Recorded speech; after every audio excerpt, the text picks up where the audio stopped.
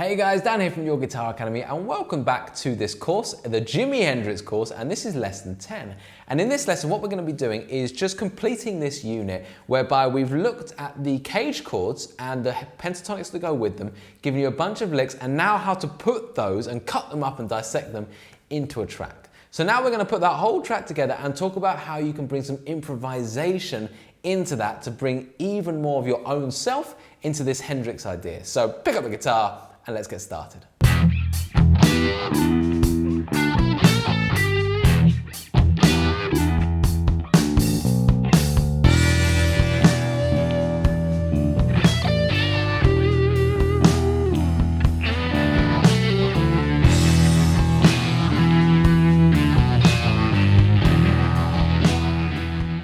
Okay, so if you've just joined us, then don't forget that you can get all of the lesson write-ups, interactive tab and fretboard diagrams over on the website, and we'll post the links in the description and in the video. Also, if you're enjoying this video so far, please do give us a like and subscribe, as well as leave us a comment. We do our absolute best to make sure that we answer every single comment, and certainly we'll get back to any questions you've got about the lesson. Finally, if you're on Instagram and you want to tag us to share your progress, then please do so at Your Guitar Academy. We can't wait to see how you're getting on with this course.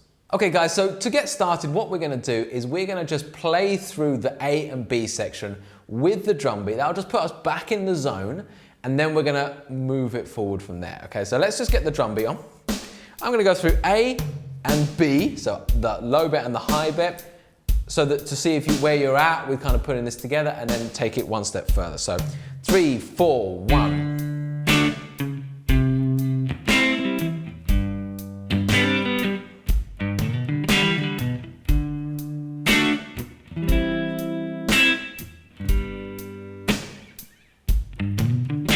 So you do that twice.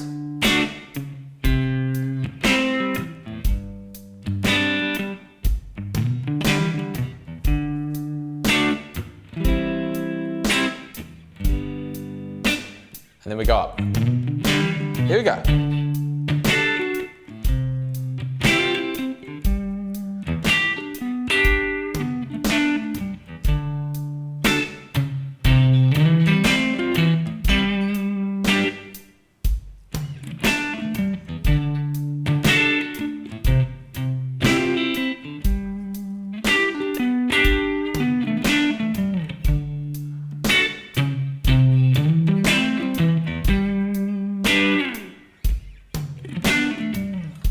Okay, so once you kind of got that together, we can start to explore more, okay? And really think about a basic run-through guide here when you come to do this on any other track, okay?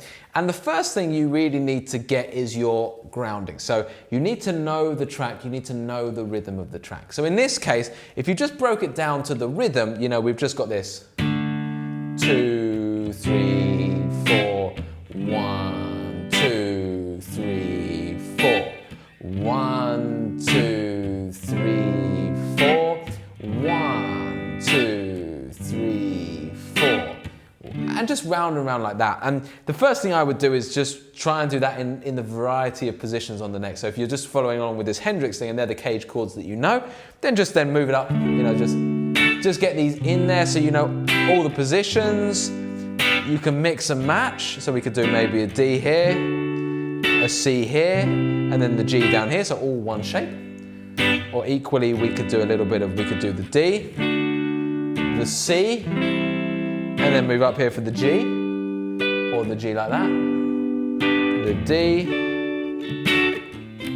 Whatever you're doing, you just need to run that for a while first. So just get the rhythm into your head and all the different various places you can play those chords, just absolutely laid down in a solid fashion like that. Then it's time to start bringing in little bits, okay? So I would start by trying to bring in, you know, a lick, one idea on one of the chords. And maybe best in this instance to just do it on the chord where you've got 4 beats to play with, so on the G major chord. So that's what I'm gonna do now, okay? So I'm gonna bring in just something else, so something completely different, okay? There's no tab for this, okay? This is just an idea, and then we'll talk about this in the Unit 5, we'll go into this in great depth, okay? So here we go, so just like this. Just bring something in.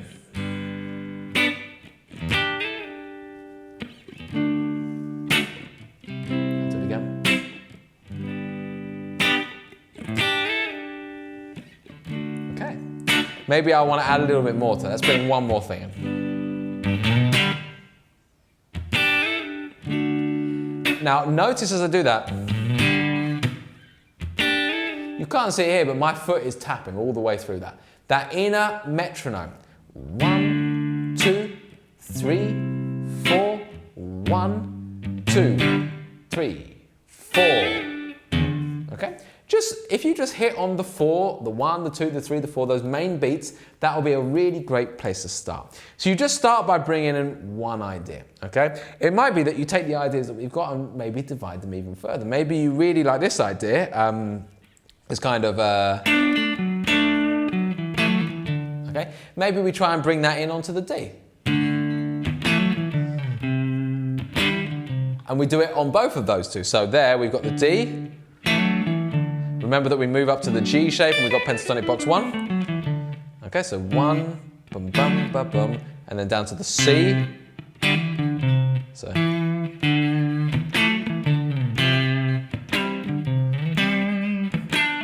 You know, just work with one lick and try and put it in there, okay? And then you can start to then mess around with it. The more confident you get with one, maybe try and add another one. And before you know it, you're really starting to bring in that Hendrixism, you know, to this whole thing, okay? But one thing to remember, the most important of all of this is that this is rhythm, okay? This is rhythm, this is not lead. So what I wouldn't do is try and go like this.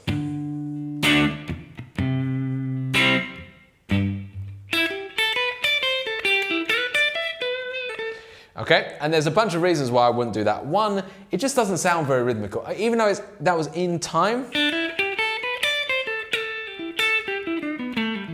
it is in time, but it just distracts a bit too much. Remember, your focus is to really just groove and add these extra things, these kind of extra kind of melodic intricacies to the track, not to create a little bit of a lead part necessarily, okay? That's more for that kind of that hoodoo hoodoo baby track that we did in the first unit. This is all about more subtlety. You can do whole bar things, but keep them doubled up. You know, these kind of sounds. Keep them within the position, because the other thing about doing something like that is that by the time, if you have managed to stick within the bar and ready to get to the next chord, you've got to do a lot more work trying to find that chord, okay? Because you're up here now, you're thinking, right, where am I going? Okay, D. So you've got to work that a little bit harder to find the next chord, okay? So I'm just going to kind of do a kind of demonstration loop. I'm going to do it to a drum beat, and I highly recommend you guys do too. When you start this and that inner rhythm isn't there, then do it to a kind of metronome click or a beat or something, or certainly to this backing track that you can get for that particular chord. So let's give this a go. We're going to go 60 BPM, a little bit of fun, and then you guys can take this all away and just really enjoy it. 3, 4. So I'm just going to start. This would be my start, it's my practice.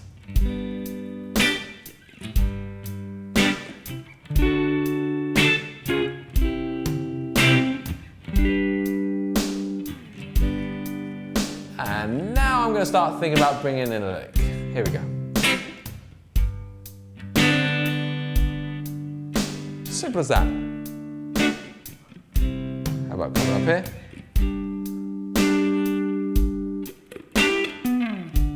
Okay. Now I'm just going to bring that up another notch.